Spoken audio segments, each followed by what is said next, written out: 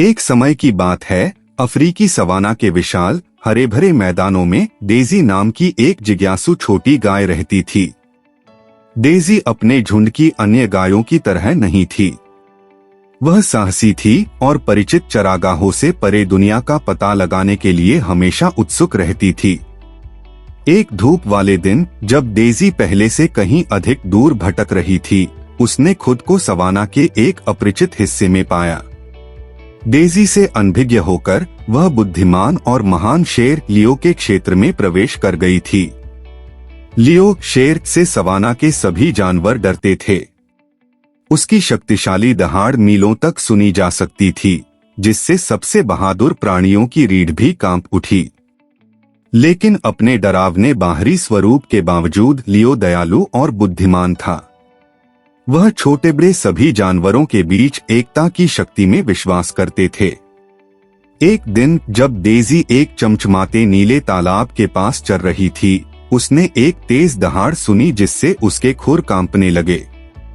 भयभीत लेकिन उत्सुक होकर वह सावधानी से ध्वनि के स्रोत के पास पहुंची। उसे आश्चर्य हुआ जब उसने लियो नाम के शेर को तालाब के किनारे बैठा पाया। उसकी सुनहरी आयाल सूरज की रोशनी में चमक रही थी। डर के बावजूद डेजी ने बोलने की हिम्मत जुटाई। हेलो मिस्टर लायन, वह हकलाती हुई बोली।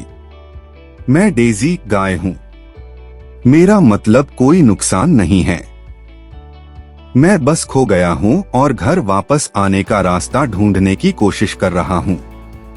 लियो डेजी की मासूमियत को देखकर धीरे से मुस्कुराया। डरो मत छोटे बच्चे, मैं लियो हूँ शेर। आपका यहाँ स्वागत है। वास्तव में मुझे खुशी है कि आप मेरे क्षेत्र में पहुँचे। मेरा मानना है कि हम सभी इस विशाल सवाना में शांतिपूर्वक सहअस्तित्व में रह सकते हैं। डेजी लियो की दयालुता और बुद्धिमत्ता से आश्चर्यचकित थी। उसने पूरा दिन उससे बातें करते हुए, अपने कारनामों की कहानियां साझा करते हुए और लियो की सवाना की कहानियां सुनते हुए बिताया। जैसे ही सूरज डूबा और आसमान नारंगी और गुलाबी रंग से रंग गया, डेजी और लियो तेजी से दोस्त बन गए। इसके बाद के दिनों में डेजी और लियो ने अपनी दोस्ती जारी रखी। उन्होंने एक साथ सवाना की खोज की, एक दूसरे को अपनी अपनी दुनिया के बारे में मूल्यवान सबक सिखाए। डेजी ने लियो को चराई की खुशियों और जीवन के सरल सुखों के बारे में सिखाया, जबकि लियो ने सवाना के बारे में अपना ज्ञान साझा किया, जिससे डेजी को जंगल में छिपे खतरों से निपटने में मदद मिली। उनकी दोस्ती जल्द ही सवाना के सभी जानवरों के लिए प्रेरणा बन गई। उन्होंने गाय और शेर के बीच अप्रत्याशित बंधन देखा, जिससे साबित हुआ कि दोस्ती सबसे गहरे विभाजन को भी दूर कर सकती है। एक दिन सवाना में भयानक सूखा पड़ा।